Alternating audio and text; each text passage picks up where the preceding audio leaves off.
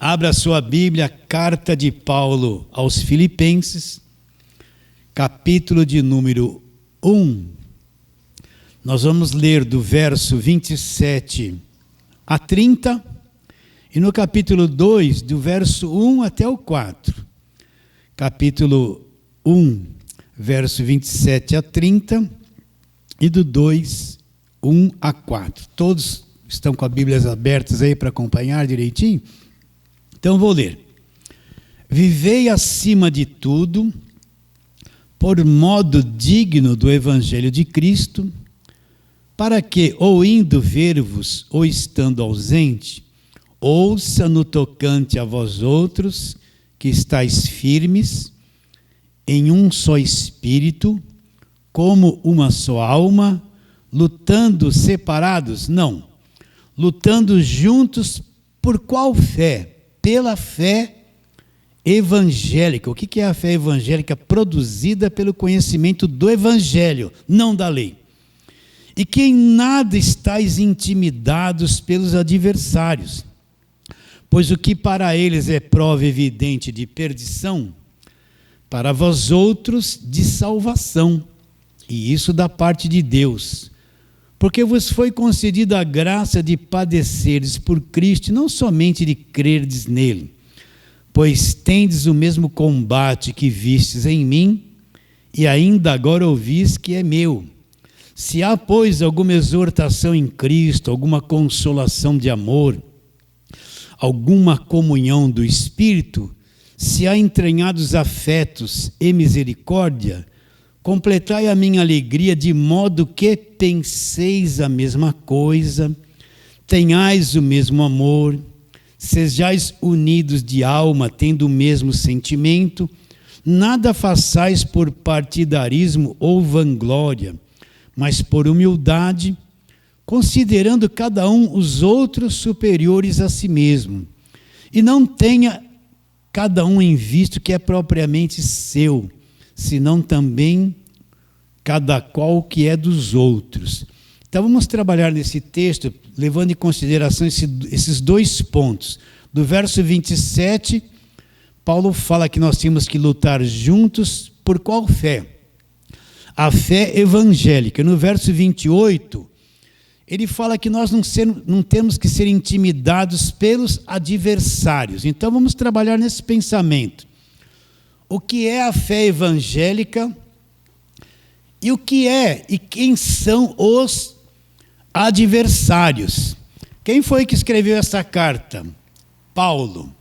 Quem foi Paulo? Você vai entender que Paulo ele era judeu, nasceu debaixo da lei, nasceu debaixo do judaísmo. Ele fala a respeito dele que quanto à idade dele, ninguém se aproximava dele, ele era superior a todos pelo conhecimento e pela dedicação que ele tinha em guardar a lei. Ele era zeloso por guardar o Velho Testamento, a tradição dos pais. Em Atos 9 nós já lemos muito isso aqui. Paulo, enfurecido contra a pregação do Evangelho e contra a igreja, ele tinha autorização dos principais judeus e sacerdotes para prender os judeus, prender aqueles que criam em Cristo, levar preso para Jerusalém, lá de Damasco, aqueles que criam em Cristo. Ele era um perseguidor da igreja.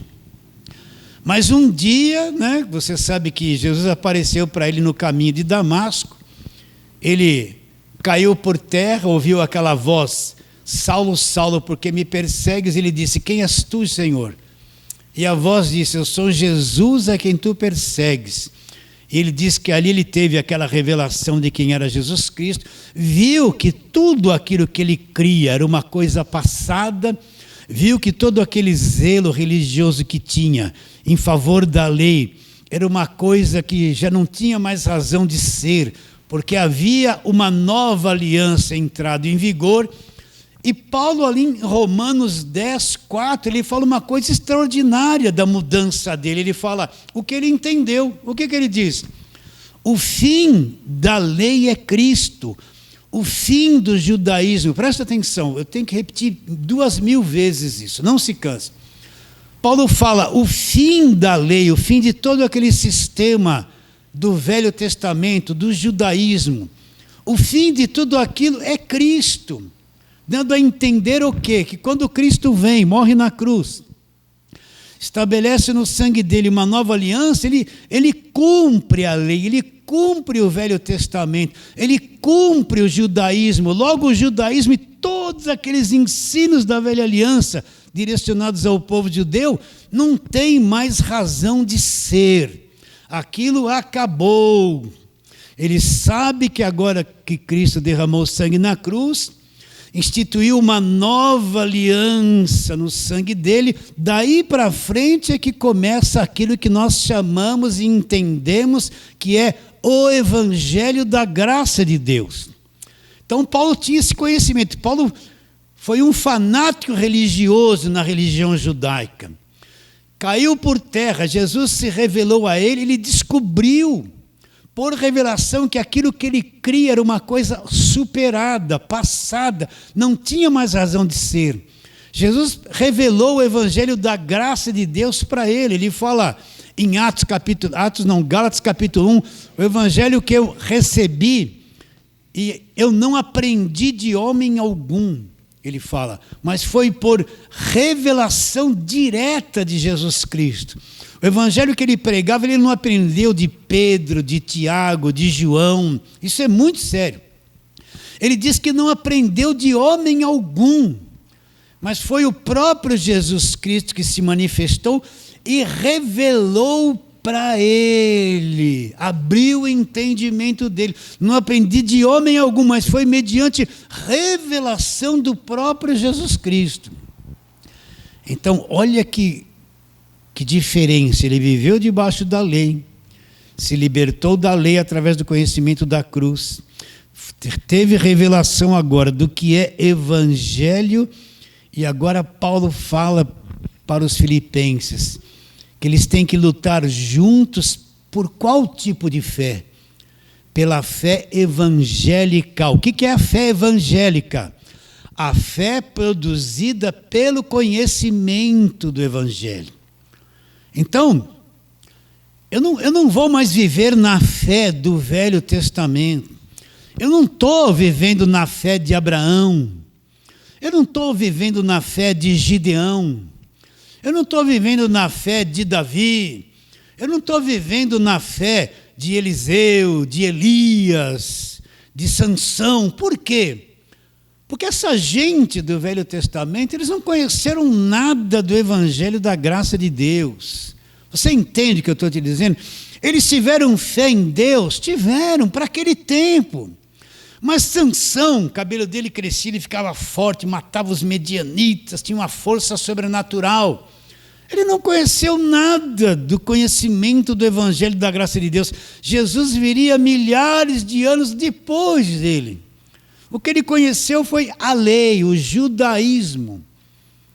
Então, quando Paulo fala fé evangélica, não é a fé da velha aliança, não é a cabeça daquele pessoal do Velho Testamento, é a fé trazida pelo novo conhecimento que veio através de Jesus Cristo.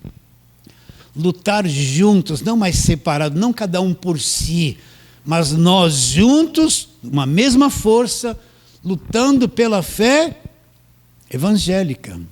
Então você tem consciência que aqueles homens de fé do passado, eles tiveram fé, mas eles não tiveram conhecimento de Gálatas, de Romanos. Eles nem sabiam que aquela lei dada para Moisés iria acabar, iria ser posta de lado pelo próprio Deus. Eles nem sabiam que aqueles sacrifícios de animais, os sacerdotes, o templo, as leis, tudo aquilo ia acabar no sacrifício do próprio Senhor Jesus Cristo. Davi não soube nada que a lei ia ter seu fim quando Cristo viesse e morresse na cruz e estabelecesse uma nova aliança. Então tem que ter clareza que a fé do conhecimento do Evangelho não tem nada a ver com aquela cabeça da velha aliança, porque se eu misturar as duas cabeças, é uma confusão, a pessoa não sabe o que é ter fé. Ela vai ficar com aquela mentalidade debaixo da lei, achando que crer é aquilo que eles tinham, sem eles ter conhecimento do Evangelho da graça de Deus. Vamos trabalhar nisso na palavra de Deus? Vamos lá, abra lá em 11 de Hebreus, né? Vai aí para frente. Capítulo 11 de Hebreus. Quem são os hebreus? Quando você vai ler qualquer coisa de Hebreus, você tem que ter isso em mente. Essa carta não é escrita para gentios, para os demais povos. Quem são os hebreus? São os judeus, presta atenção, os que saíram debaixo da lei, os que nasceram debaixo da lei, que frequentavam as sinagogas, que viviam a fé do judaísmo, guardavam a lei de Moisés, e a vida deles desde criança foram criados nas sinagogas, aprendendo o Velho Testamento.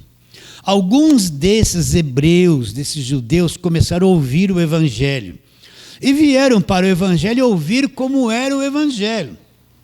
Então Paulo, eu creio que Paulo escreveu essa carta, o que ele vai dizer para esses hebreus? Ele vai dizer, olha, hebreus, Cristo agora é o verdadeiro sumo sacerdote. Cristo, quando derramou o sangue da cruz, ele estabeleceu uma nova aliança. Moisés e a sua lei acabou na cruz. Nós estamos num novo testamento. A primeira aliança foi uma coisa defeituosa, cheia de falha. Agora veio uma aliança perfeita, feita por um sacrifício perfeito. O livro de Hebreus todo é mostrar que todo aquele passado do judaísmo acabou na cruz, que foi estabelecida uma nova aliança, que nós estamos um novo testamento, uma aliança superior àquela que foi feita com o povo do Velho Testamento, com o povo judeu. Então, quando você lê qualquer coisa de Hebreus, essa linguagem é para judeus. Está bem claro isso? Então, vamos ver aqui, capítulo 11, que fala sobre os heróis da fé. É tido como isso, né? Então, deixa eu pular alguns versos aqui, ó. Vamos começar lá por Abraão, verso 8, olha lá. Pela fé, Abraão, quando chamado, obedeceu, a fim de ir para um lugar que deveria receber por herança, e partiu sem saber para onde ia. Pela fé, peregrinou na terra da promessa, como em terra alheia, habitando em tendas com Isaque e Jacó. Isaque e Jacó não tinham nem nascidos ainda.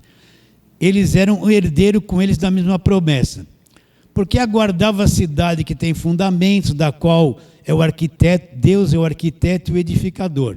Pela fé também a própria Sara recebeu o poder para ser mãe, não obstante o avançado da sua idade, pois teve por fiel aquele que havia feito a promessa.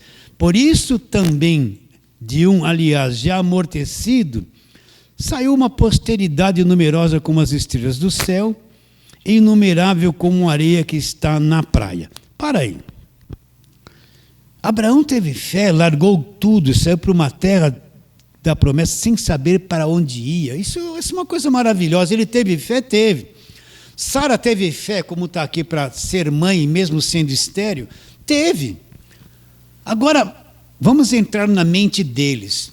O que é que eles entenderam do Evangelho da graça de Deus, de Romanos, de Gálatas, de Efésios, da graça de Deus? Não entenderam nada.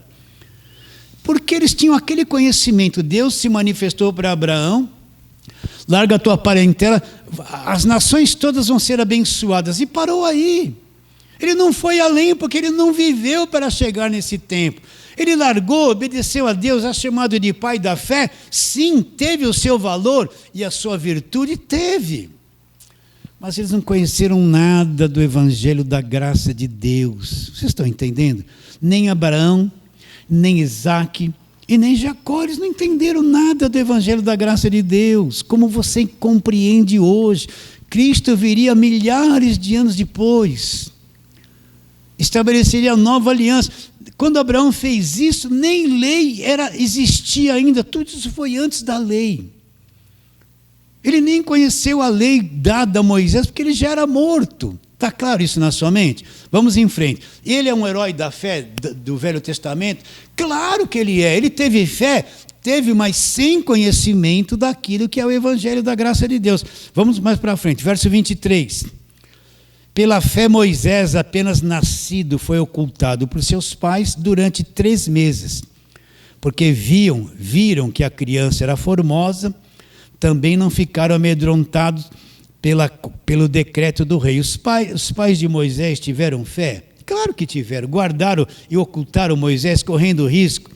Ocultaram e guardaram Moisés. Mas o que os pais de Moisés entenderam do evangelho da graça de Deus? Absolutamente nada. Eles tiveram fé para suportar o medo do rei. Foi uma fé, uma coisa boa, mas eles não tiveram conhecimento do evangelho da graça de Deus nenhum.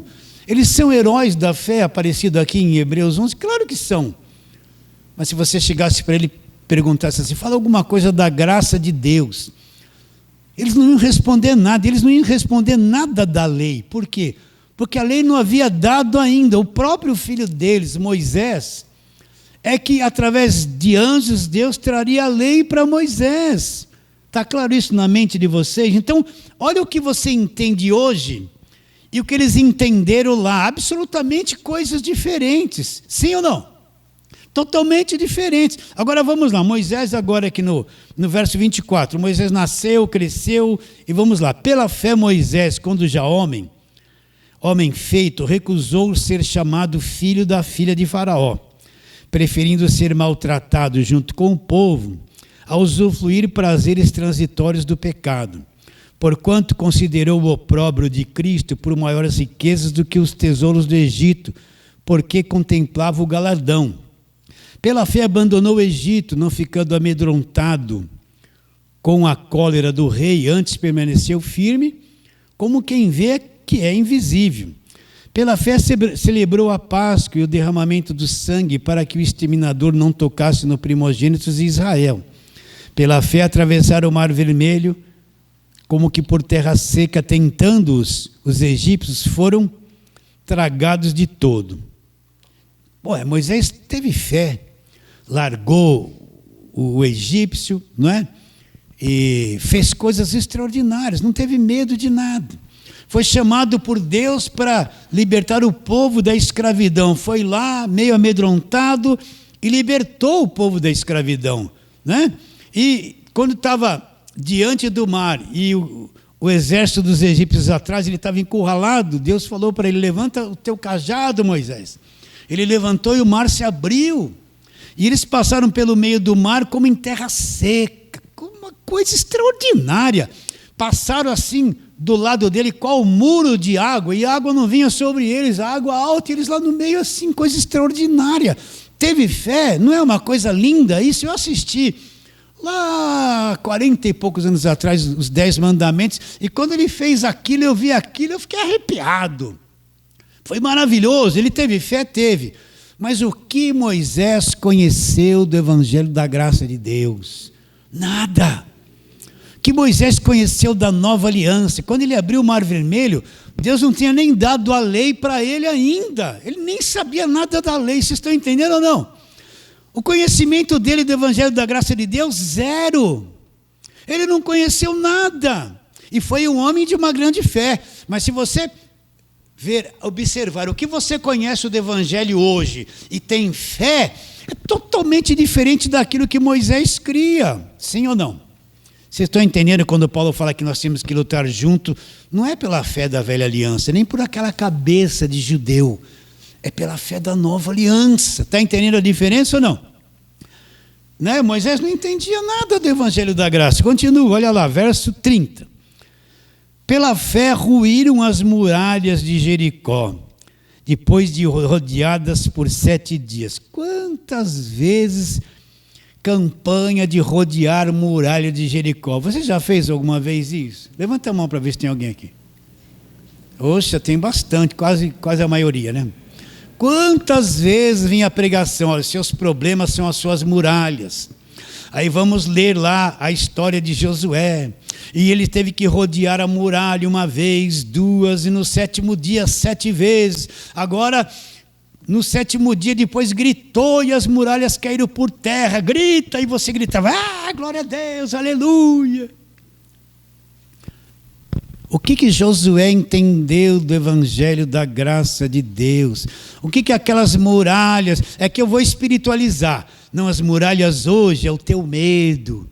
As muralhas hoje é o problema do teu filho. As muralhas hoje é a falta de dinheiro, mas vai cair. Vamos fazer a campanha. 7 semanas, ou 7 dias, ou 7 domingos, ou 7 sextas. 7 cultos, e vamos, cada culto é uma volta. E vamos rodear, depois vamos gritar, gritar. Pura pregação de ilusão. Eu também fiz isso no passado. Não é? Que campanha de Jericó? Alguma vez Paulo, na Nova Aliança, se fez campanha para rodear muralhas? Ou fez qualquer coisa, trazendo esse texto do Velho Testamento, pondo ele no meio do Evangelho? Nada. Nenhuma vez. No tempo de Jesus tinha lá o cego de Jericó, ele foi curado. Tinha Zaqueu publicano, que era cobrador de impostos, um homem rico, que morava na cidade de Jericó, um local já dominado. Não tinha mais muralha e nem inimigos na cidade de Jericó. Era um lugar do passado conquistado. Mas agora eu vou pôr na cabeça da pessoa que tem muralha. Olha a pregação maligna, é que põe obstáculos. A pregação maligna é quando eu uso a Bíblia para criar problema na cabeça das pessoas, pôr obstáculo, criar muralhas, criar um montão de problemas, coisas que divergem do Evangelho da graça de Deus, que mantém ela numa guerra psicológica, que nem real ela é, mas na cabeça dela é. E eu ponho medo e encurralo ela, e você tem que derrubar, e você tem que lutar, e você tem que fazer, você tem que jejuar. Se não fizer, o inimigo vai ter espaço, você vai dar brecha. Encurralo a pessoa com um texto do Velho Testamento que não tem nada a ver com o Evangelho da graça de Deus. Você vai rodear a muralha hoje? Josué teve fé, povo teve fé, gritou, a muralha caiu. Mas aquilo ficou lá no passado. Nenhum deles, aquele mesmo povo, se rebelou contra Deus, fez coisas contra Deus aos montões. Josué teve conhecimento do Evangelho da graça de Deus? Não. Não teve. Ele já estava com a lei na mão. Moisés já havia morrido naquele tempo. Mas ele não teve conhecimento do Evangelho da graça de Deus. Eu não vou fazer uma campanha na fé de Josué, na fé de Gideão. Não tem nada a ver com o Evangelho da graça de Deus. Quem não entende essas coisas vai me ouvir falar isso, vai ficar com raiva. Onde já se viu, né? Mas você está entendendo como é simples isso?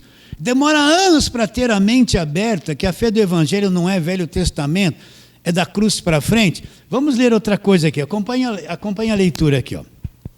Depois ele fala assim: pela fé Raabe a meretriz não foi destruída com os desobedientes, porque acolheu em paz os espias. Então, quando Moisés foi entrar na cidade de Jericó, ele mandou uns espias lá, e tinha Raabe, que era uma prostituta, e soube que eles eram os espias. Aí os guardas da cidade de Jericó vieram atrás deles, ela pegou eles, escondeu debaixo de um lugar lá, e quando os soldados vieram, cadê os espias? Olha, eles passaram por aqui, mas foram embora naquela direção. Ela mentiu. Mentiu ou não mentiu? Quando o povo de Israel invadiu a cidade, poupou a família dela. O que Raabe entendeu de evangelho? Ela foi protegida por uma mentira. O que ela entendeu do evangelho, meus irmãos? Não entendeu nada. Agora eu posso pegar Raabe e fazer uma pregação aqui, e levar você a crer naquilo que não é o Evangelho. Você percebe que os falsos pregadores, eles trazem textos do Velho Testamento de guerra, de vitória, de prosperidade, põe na cabeça da pessoa, ilude e fala assim: se você fizer igual, vai acontecer o mesmo na sua vida, né? Abraão sacrificou, se você sacrificar, você vai ser próspero como Abraão. Gideão ofereceu o segundo boi. Se você oferecer o segundo boi, olha que besteira. O segundo boi é tudo que você tem, é o teu dinheiro. Você vai prosperar. A falsa pregação pega textos do Velho Testamento, ilude as pessoas, explora elas financeiramente. Tudo por trás é uma oferta, é um sacrifício, é um dinheiro. E a mente delas não entra no Evangelho, porque aquela mentalidade da velha aliança não é Evangelho. Vamos em frente. Olha aqui, ó. Continuando. Que mais direi? Certamente me faltará tempo necessário para me referir a respeito de Gideão, né? Os 300 de Gideão. Tem uma igreja aí na televisão que toda hora é os 300 de Gideão. Enche o púlpito lá de 300 homens, ficam com a mão assim, sai. Sempre aos 300 de Gideão. Quem não fez uma campanha dos 300 de Gideão? Pura mentira.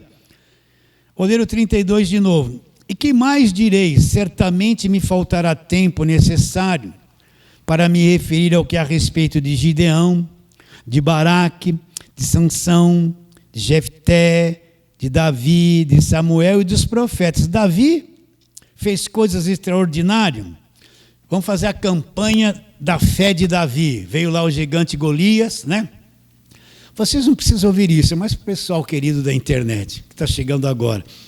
E Golias afrontou o exército do Deus vivo e fez aquele desafio todo mundo estava com medo, Saul estava com medo, Davi tinha fé, foi lá com uma funda, pegou lá umas 5 pedrinhas, né? Ou 3, nem lembro quantas pedras foi, e rodou a funda e acertou o gigante Golias na testa e o Golias veio por terra, né? Tem igreja que põe lá um gigante de papelão, você já viu isso? E pega uma pedrinha, os gigantes são os seus problemas. Vem, pega essa pedrinha ungida, deixa aqui vários reais, e você vai pegar essa pedrinha e vai atacar no gigante, e seus problemas vão cair por terra, e você vai vencer o gigante. Pura ilusão. O que Davi, um menino que venceu Golias, venceu? Ele teve fé? Teve. Enfrentou. Mas o que ele, quando um menino, conhecia da graça de Deus? Ele vivia debaixo da lei, e ele mesmo transgredia a lei. Ele mesmo adulterou, era para ser pedrejado e não foi. A lei não dizia, se pegar alguém em adultério vai apedrejar até a morte. Ele não foi, entende? O que ele entendeu do Evangelho da graça de Deus? Agora eu posso vir aqui trazer uma pregação dele vencendo o Golias, levar você a um êxtase, olha que coisa, tudo vai cair na sua vida, desde que você dê aquela oferta e pegue uma pedrinha ungida e ataque ali no altar e deixe a sua oferta no altar. Olha os pregadores da mentira, exploradores. Se você veio dessas igrejas da televisão, você deve ter feito isso no passado. Davi não entendeu nada do Evangelho da graça de Deus. Eu não estou na fé de Davi. Estou na fé do Evangelho. Estamos indo, queridos? Só para você entender o que nós estamos falando da Filipenses. Lutar juntos, por qual fé? Pela fé evangélica, produzida pelo Evangelho. Agora vamos em frente, vamos ler tudo isso aqui.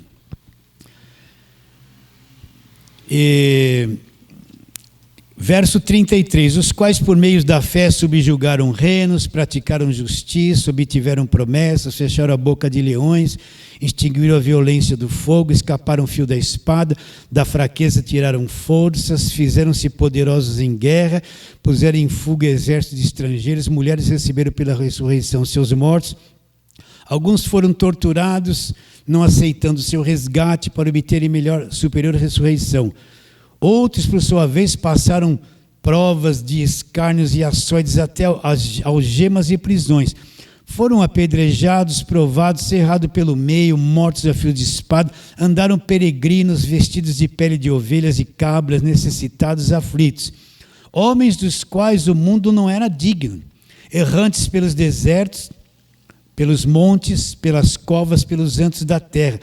Ora, agora presta atenção. Ora, todos estes que obtiveram bom testemunho por sua fé, não obtiveram, contudo, a concretização da promessa. Para aí, antes de ler o 40. Então, todas essas pessoas que sofreram, que passaram coisas terríveis pela fé, tiveram fé? Tiveram. Mas não tiveram conhecimento da cruz para frente, porque era uma verdade que só se iria revelar depois da morte do Senhor Jesus. Por isso que eu falo, a igreja pode conhecer o Velho Testamento? Pode, mas nós não estamos debaixo da mentalidade da velha aliança que acabou na cruz.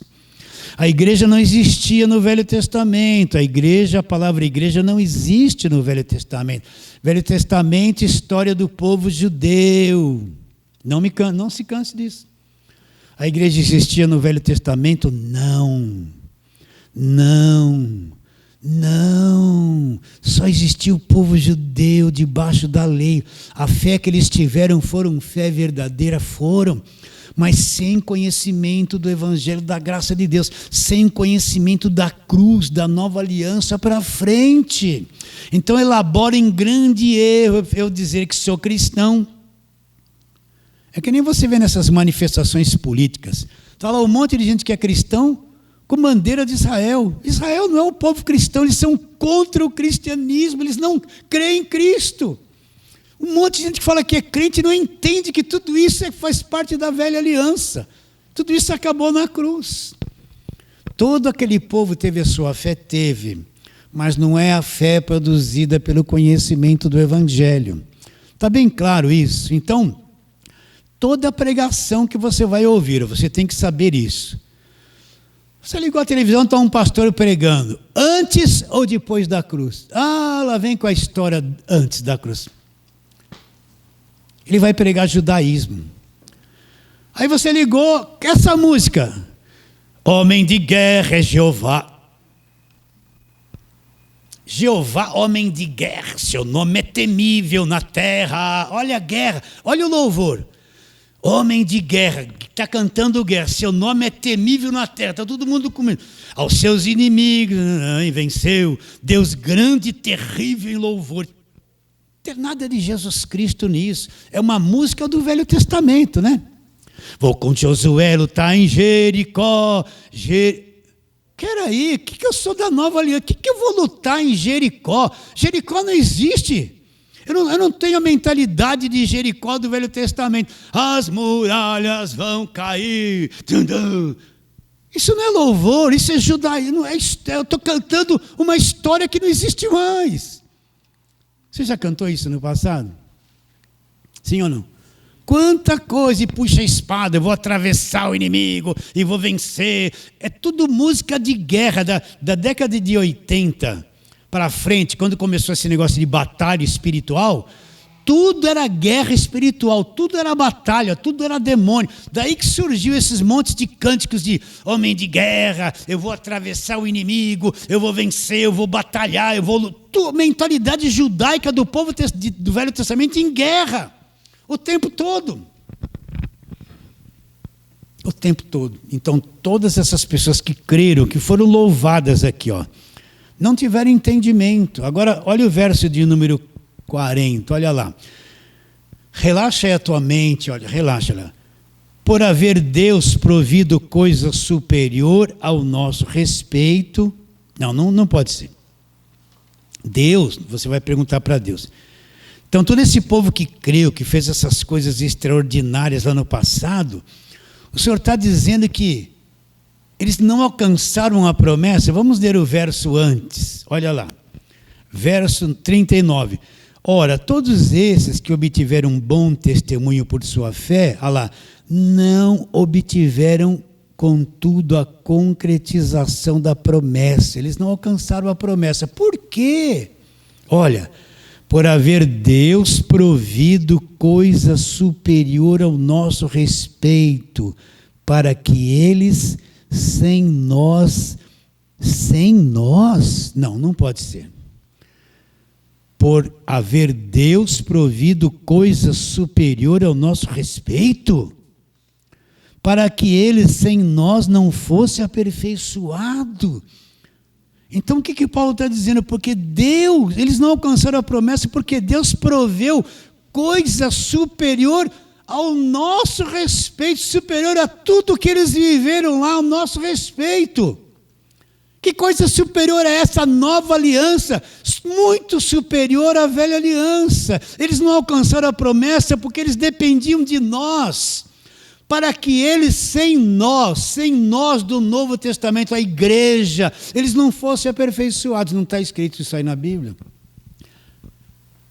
Você já ouviu alguma pregação, alguém ensinando isso? Não está aí o tempo todo. Vamos ler de novo com calma. Eu falo assim por causa dos queridos irmãos do YouTube. Olha lá. Olha a diferença do velho e do novo. A diferença da velha e da nova aliança. Verso 39. Ora, todos esses que nós lemos que creram creram a fé da velha aliança. Não conheciam nada do evangelho da graça de Deus. Verso 39. Ora, todos esses que obtiveram bom testemunho por sua fé, não obtiveram, contudo, a concretização da promessa. Não alcançaram a promessa. Não alcançaram. Por quê?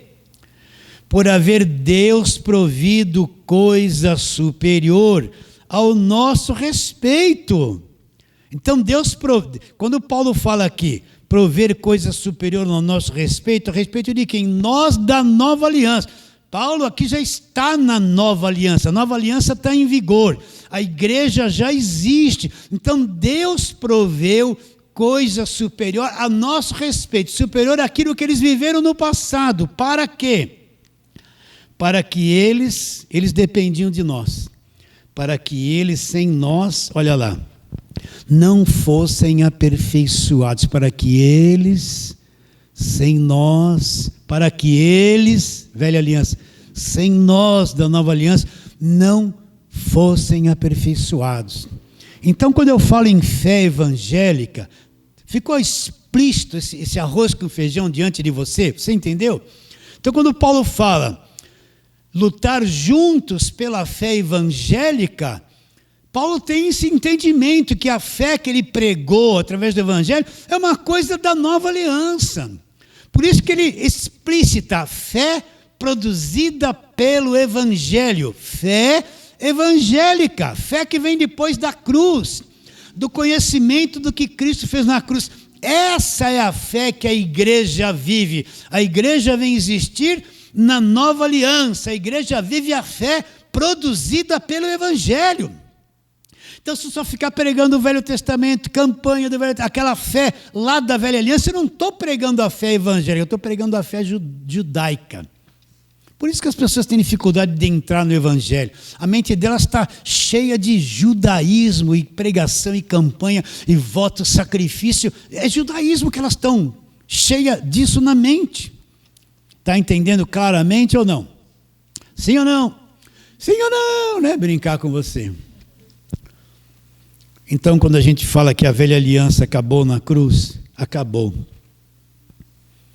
É uma dificuldade você pegar alguém que não entendeu isso e tentar falar da nova aliança. Ele tem um bloqueio na mente tão grande, ele tem uma rejeição tão grande. Quando você fala isso para eles, são irmãos nossos de anos. Quando você fala isso para eles, eles têm uma rejeição. Alguns já vieram aqui, quando ouviram isso, não consegue, porque eles falam assim, não, a Bíblia toda é a palavra de Deus. Mas claro que é a palavra de Deus, quem está dizendo que não é? Não, a Bíblia toda foi inspirada por Deus. Claro, quem está dizendo que não é? É verdade, mas eu tenho que entender que aquilo que já se cumpriu, aquilo que acabou na Bíblia, o próprio Deus removeu. O próprio Deus que deu a lei e a velha aliança, Ele mesmo pôs um fim nela na cruz e removeu. Continua na Bíblia, eu preciso saber a respeito dela, mas com a compreensão do Novo Testamento. Quando eu conheço o Novo Testamento, eu olho para o Velho, eu vou ver claramente, o Velho se cumpriu, a lei acabou na cruz. Agora, o problema é a pessoa estar no Velho Testamento e olhar para o Novo. Ela não consegue ver isso, ela está ao contrário, ela está naquilo que acabou, e não consegue entender aquilo que começou, Aí ele vai lá no culto de ceia, e o pastor fala assim, ele se preparou para o culto de ceia, foi bonzinho, não ficou irritado com a esposa não se irritou, preparou porque é o culto de ceia, eu tenho que chegar lá super santinho, né? Ai, eu não vou nem sorrir, se meu time estiver jogando lá, eu não vou nem ligar um pouquinho para ver quanto está o resultado, eu vou muito santo. Aí o pastor vai falar, este cálice é o Novo Testamento no meu sangue. Ele pega o cálice, toma, amém, Jesus, glória a Deus. Ouviu? O Novo Testamento, a nova aliança. Ele não entende nada. Aí na própria pregação do dia da ceia, o pastor, 1 Samuel, volta para lá. Nem sabe o que fez. Vocês estão entendendo? Olha como isso é claro, como está claro. Não sabe o que fez. Agora, quando eu falo fé evangélica, é produzida pelo conhecimento do Evangelho. Está bem claro isso? Agora volta lá para Filipenses. Vamos pegar o outro ponto. Gálatas, Efésios, Filipenses, capítulo 1. Vamos ler de novo o texto, verso 27. Vivei acima de tudo por modo digno do Evangelho de Cristo, para que, ou indo ver-vos ou estando ausente, ouça a respeito de vós, no tocante a vós outros, que vocês estão firmes em um só espírito, como uma só alma, olha só, em um só espírito, pessoas firmes, um só espírito, ligados uns aos outros, como uma só alma, lutando juntos por qual tipo de fé? Pela fé evangélica. Por isso que nós, como igreja, nós lutamos juntos. Nós não somos aquela pessoa, cada um para si. Nós temos um conhecimento do evangelho, nós somos juntos. Nós temos uma unidade, a nossa luta é pela pregação do evangelho da graça de Deus. Nós lutamos juntos. Eu estou falando aqui, mas você está comigo. Eu estou falando e você está falando em mim. Se você se reúne aqui, nós somos um. Estamos ligados na mesma fé. Mesmo aqueles que nos acompanham pela internet, que fazem parte de nós, quando eu estou falando aqui, eles estão falando também. Eu falo, mas nós somos um, lutando juntos, com um sentimento, uma só alma, lutando juntos pela fé produzida pelo Evangelho, a fé da graça de Deus, a fé evangélica. Agora Paulo alerta, em nada intimidado pelos adversários. Olha lá o verso seguinte, verso 28, e que em nada estáis intimidados pelos adversários. O que é uma pessoa intimidada? Vem alguém para uma pessoa, né? É que nem você vai intimidar uma criança. Você chega nela assim, olha bem, ela é pequena, dá uma bronca nela, uma disciplina nela, ela fica intimidada ali para quê? Para ela não fazer mais aquilo que estava fazendo. Então existe muita intimidação contra a pregação do Evangelho da graça de Deus. São pessoas que afirmam coisas, são pessoas que combatem a obra da cruz, são pessoas que não querem ouvir e trabalham na mente dos outros para que não ouça aquilo que é o Evangelho da graça de Deus. Mas nós nunca vamos ser intimidados por nenhuma pregação judaica, por nenhum costume religioso, nenhuma tradição de igreja, nenhum apóstolo da atualidade, nenhum bispo, nenhuma igreja da televisão. Quem conhece a verdade não é intimidado por ninguém. Ninguém vai nos intimidar. Nem que a gente seja pequeno, pouco importa. Quem está com a verdade é poderoso, é corajoso, sabe aquilo que acredita, sabe? Né? E ele diz, olha lá, é que em nada estáis intimidados por quem? Pelos adversários. O que é um adversário? Deixa eu ler aqui. Adversário, o que combate contra e aquele que se opõe. Então ele está dizendo assim, nada intimidado pelos adversários, aquele que combate contra o Evangelho da graça de Deus e que se opõe ao Evangelho da graça de Deus. E se você for ver esse sistema religioso evangélico, ele é um opositor ao Evangelho da graça de Deus. Pastor, por que o senhor fala assim? Por aquilo que eles fazem, por aquilo que eles pregam, pela forma de manipular a cabeça dos crentes. Olha as campanhas que eles fazem, os símbolos judaicos que eles trazem para dentro da igreja, Arca da Aliança, corredor de sal grosso, óleo ungido, sobe no monte, desce o monte, sacrifício, obrigado a ser dizimista, festas do povo judeu, pregação o tempo todo do Velho Testamento. Eles trabalham contra a palavra da cruz, contra o Evangelho da graça de Deus. Chega para eles e fala, eu sou do Evangelho da graça, eu não sou obrigado a ser dizimista, a ser ofertante, eu não sou obrigado a fazer voto, sacrifício, campanha, eu não sou obrigado a fazer corrente, eu não sou obrigado a fazer fogueira santa. Isso tudo é um lixo, não é Evangelho da graça de Deus. Fala contra isso para ver se eles não vêm contra você. Teve um bispo aí de uma enorme igreja aqui no Brasil que falou que a graça de Deus é uma desgraça. Você sabe de quem eu estou falando? Só tem reino de Deus no nome da igreja, mas não é do reino de Deus. A graça é uma desgraça, porque a graça não dá dinheiro. A graça, o pastor da graça, não vai comprar avião, não vai ter carro de 200 mil, não vai morar em condomínio altíssimo, não vai comprar cobertura, não vai ter jatinho, não vai, porque ele vai pregar a graça. E a graça não faz com que o pastor ou o bispo, sei lá, fique rico. Por quê? Porque ele vai falar a verdade. A igreja não é utilizada para fazer ninguém rico. A igreja é a coluna e baluarte da verdade. A verdade é o evangelho da graça de Deus. Então tem um monte de adversário, né? Você pode ver, as igrejas da enganação estão lotadas. E o povo dá dinheiro, estão cegos.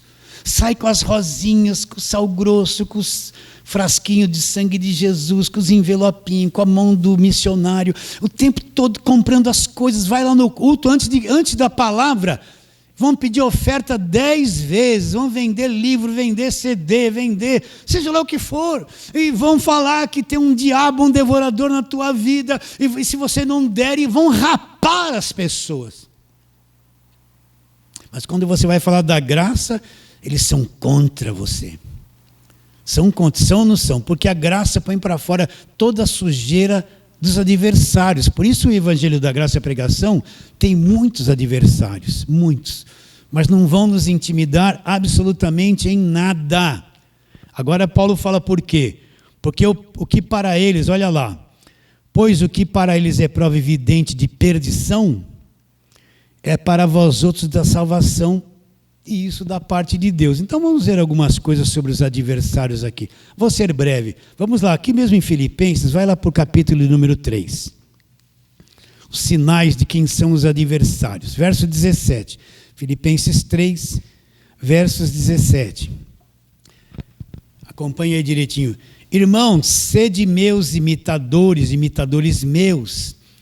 E nós temos que observai os que andam segundo o modelo que tendes em nós. Então, como que eu vou observar? Esse líder anda de acordo com o Evangelho da Graça de Deus? Essa pessoa que é crente anda de acordo com o Evangelho da Graça de Deus? Ou é um crente judeu?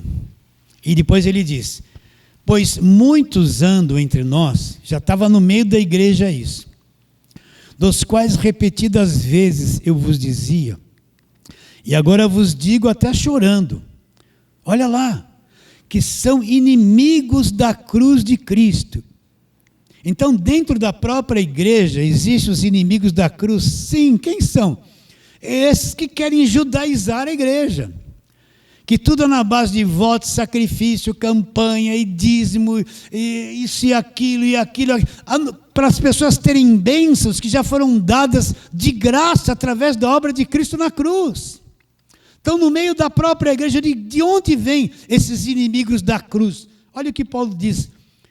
Há entre nós, no meio da igreja, isso naquele tempo já existia. Pois muitos andam entre nós, dos quais repetidas vezes eu vos dizia, e agora eu vos digo até chorando, são inimigos da cruz de Cristo. O destino deles já estão destinados, é a perdição. O Deus deles é o vento. O que é Deus deles é o vento? É servir a si mesmo. Eles usam a igreja a serviço de si mesmo. Eles usam a igreja para si mesmo, como se fossem donos das pessoas, donos das ofertas, donos de tudo. O Deus deles é servir a si mesmo. Usa a igreja como uma empresa para a sua própria prosperidade. O Deus deles é o ventre, olha lá. A glória deles está na sua infâmia, visto que só se preocupam com as coisas terrenas. Tudo na pregação deles gira em torno de um dinheiro, de uma prosperidade financeira, que você vai melhorar, você vai prosperar, você vai comer o melhor dessa terra, você vai trocar de carro, você vai comprar casa, você vai ser empresário, se você faliu, dá o resto do seu dinheiro para eles que você vai voltar a ter muito dinheiro. Só se preocupam com as coisas terrenas. Está aqui a doutrina da prosperidade. O que é a doutrina da prosperidade? Começou no final de 1980, junto com a guerra espiritual. Começou o quê? Eu tenho que dar o dinheiro para Deus, eu vou comprar Deus com dízimo, eu vou ser fiel nas ofertas, no dinheiro, tudo que a igreja propôs eu vou comprar, eu vou dar muito do meu dinheiro para eles, que aí Deus vai receber isso, aí Deus é obrigado a me prosperar, a abrir as portas para mim. Então, o que a doutrina da prosperidade ela apresenta? Um Deus de barganha. Falo muito isso aqui. Quem é o Deus de barganha? O Deus que vai fazer alguma coisa por mim se primeiro eu der a Ele. Dai e ser-vos-á dado. Né? Tem até essa musiquinha. Boa medida, recalcada, sacudida. Começou aí. Né? Então o Deus da barganha é o seguinte: o que você tem que me dar? Aí o bispo vai falar: você tem que me dar essa oferta, você tem que me dar o sacrifício nesse envelope, você tem que fazer uma fogueira santa. Quanto mais você der para Deus, Deus vai te prosperar. Então, o que é que fecha a boca do devorador? Eles vão lá para a lei, para aquilo que acabou na cruz, para Malaquias, que aquilo é dito para o povo judeu. Não tem nada a ver com o evangelho. Se você der, você vai amarrar a boca do devorador, o migrador. Os bichos, os insetos que comiam as plantações viraram tudo demônio para eles. Entende? Então é isso. Primeiro você tem que... Aí Deus vai fazer você prosperar. Ele vai te dar casa, carro. Só que quem fica rico é o bispo. É o apóstolo. Eles ficam bilionários, milionários, compram mansões, e quando precisa dar uma cesta básica para o pobre da igreja, eles não gastam um tostão. O que eles vão fazer? Povo, você precisa trazer o feijão, você precisa trazer o arroz, não é?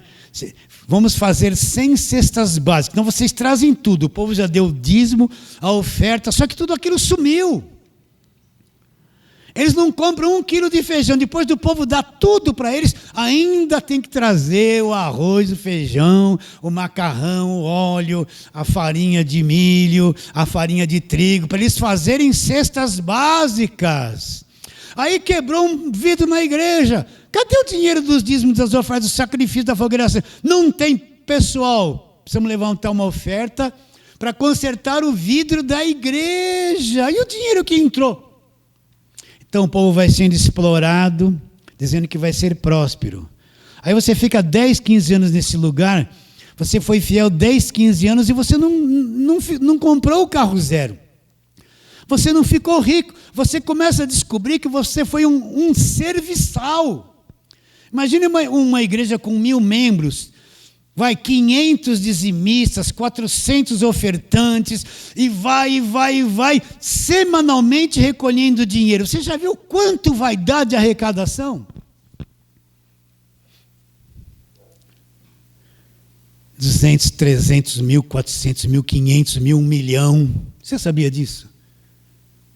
Aí para arrumar cesta básica, o povo, depois de ter dado dízimo, oferta, tudo isso, tem que comprar. Quebrou um vidro da igreja, tem que levantar uma oferta em tesoubreiros para consertar. Entende? Veio um pobre na igreja fazer uma vaquinha em tesoubreiros para ajudar. Aí eles falam para a casa do Senhor ter mantimento. Então, cadê o mantimento? Não tem nada, sumiu, para onde foi? Aí você vê o bispo, o líder cantando lá nos Estados Unidos. É só vitória, é só na mansão que ele comprou lá.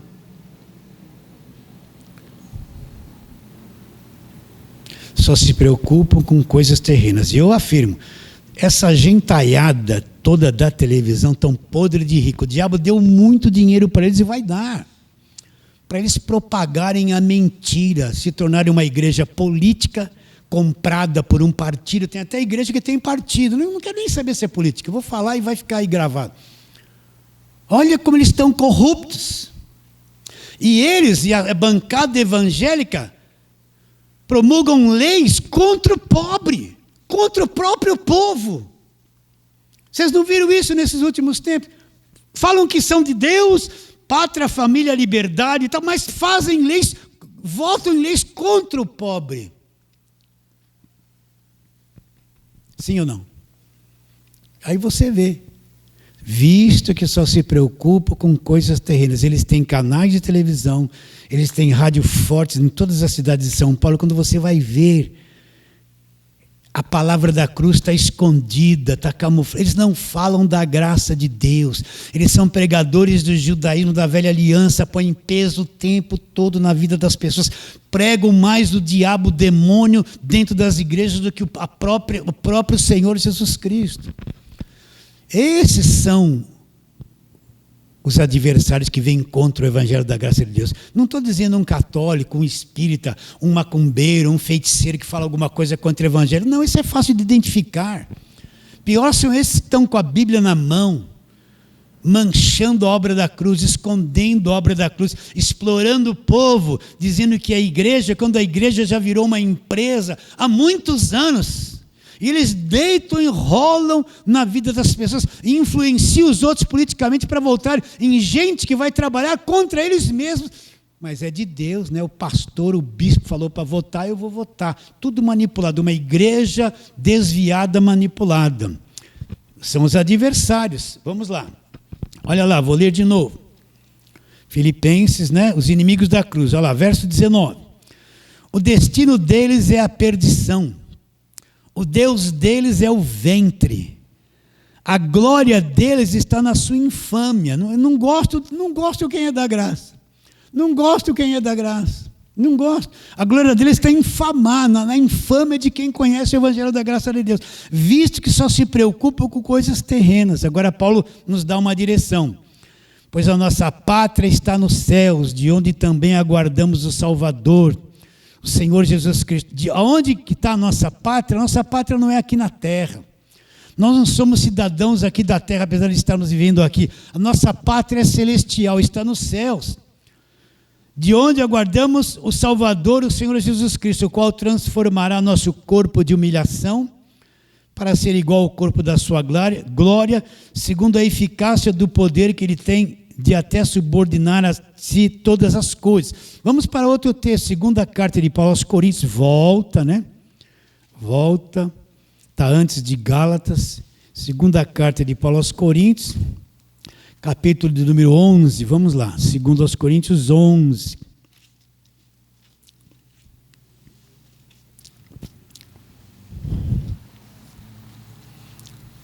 Então nós estamos falando de quem? Dos adversários. Quem são os adversários? Aqueles que ocultam a obra da cruz, que são, o que eles pregam e ensinam são contrários ao Evangelho, apesar de estarem usando a Bíblia. Eles negam o que aconteceu na cruz. Põem as pessoas para fazer coisas e praticar coisas que são dadas de graça, sem eu fazer nada, pela fé no que Cristo fez na cruz. E uma delas é ser salvo pela graça. Então, segundo aos Coríntios, capítulo 11, verso 13.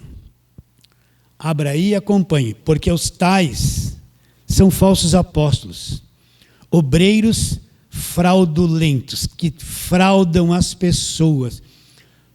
Vocês entendem o que eu estou dizendo isso? Já percebeu essas coisas? Obreiros que trabalham na fraude, obreiros fraudulentos, são falsos apóstolos, obreiros fraudulentos, se transformaram em apóstolos de Cristo. Eles vêm com a Bíblia na mão, é o apóstolo, é a apóstola, né? É a bispa, é isso, é aquilo, mas só se preocupam com coisas terrenas. O império deles, aquilo que eles pregam, não é o Evangelho da graça de Deus. Eles são adversários da palavra da cruz. Porque os tais são falsos apóstolos, obreiros fraudulentos, transformando-se em apóstolos de Cristo. Não é de admirar, porque o próprio Satanás se transforma em anjo de luz.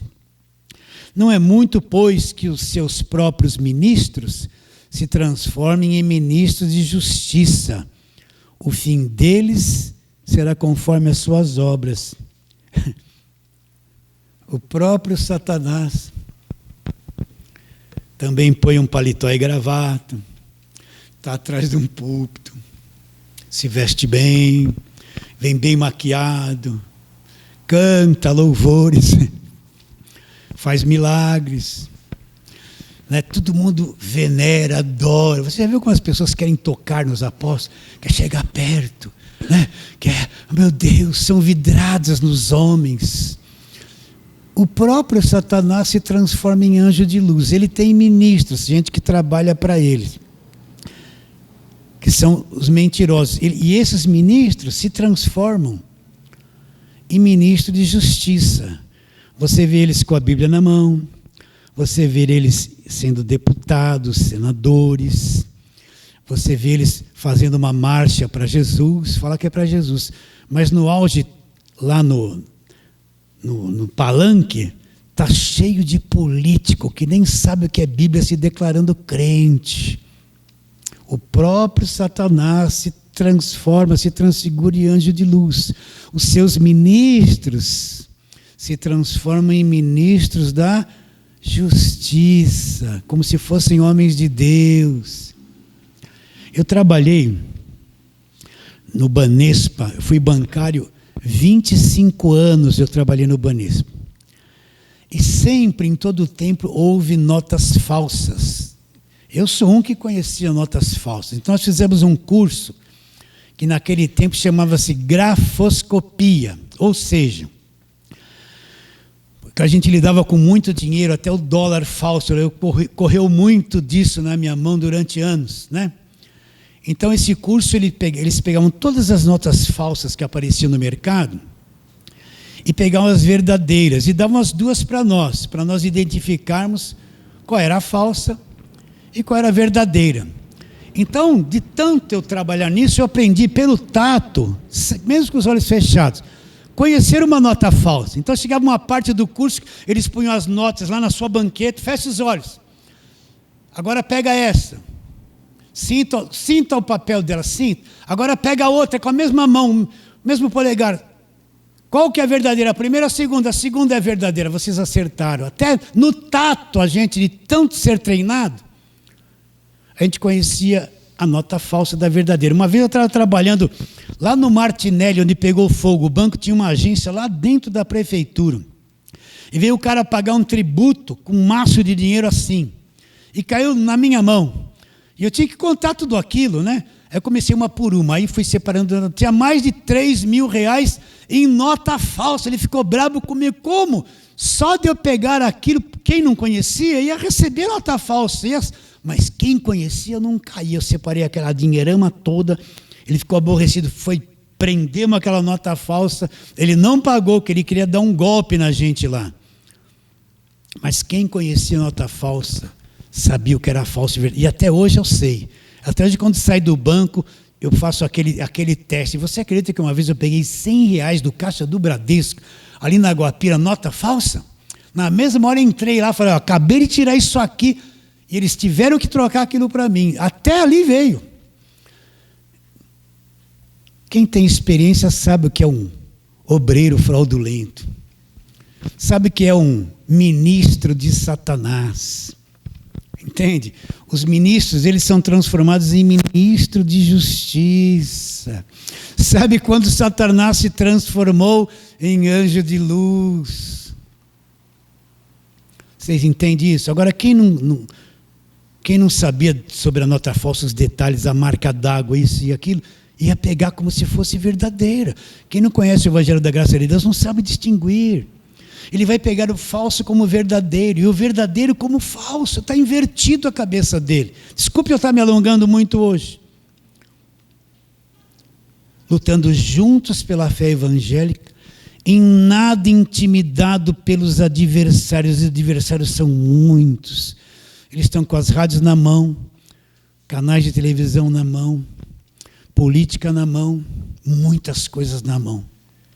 O que para eles é prova evidente de perdição, o Evangelho da Graça para eles é perdição, não dá lucro.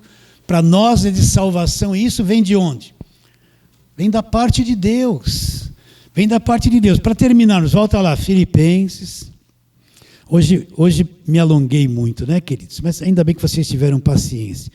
Filipenses capítulo 1, vamos lá. Verso 27. Vamos ler de novo e terminarmos aqui. Vivei acima de tudo por modo digno do Evangelho de Cristo. Você sabe que o Evangelho começa da cruz para frente. Para que eu indo ver-vos ou estando ausentes, ouça a respeito de vós, no tocante a vós outros, que vocês estão firmes na fé no Evangelho. Firmes em um só Espírito, dentro de nós, nosso Espírito, o mesmo conhecimento. Nós somos um só Espírito, como uma só alma, um mesmo sentimento a respeito da verdade, lutando juntos por qual fé? Pela fé produzida pelo Evangelho, em nada intimidado pelos adversários, nada que vem contra a obra da cruz, contra a palavra da cruz, contra o Evangelho da graça de Deus, nos intimidará, não vai nos intimidar. O que tivermos que falar sobre o Evangelho da graça de Deus, vamos falar com ousadia, sem medo, ainda que não gostem de nós, pouco importa, o que vale é estar ao lado da verdade. Porque o que para eles é prova evidente de perdição, eles vão olhar e falar, esses aí não enriquecem, esses aí não prosperam. É perdição nos olhos deles, mas para nós, Paulo fala assim, é de salvação, e essa salvação vem de onde?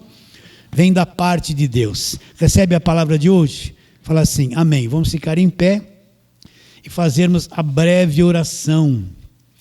Senhor, nós te adoramos profundamente, em espírito e na verdade.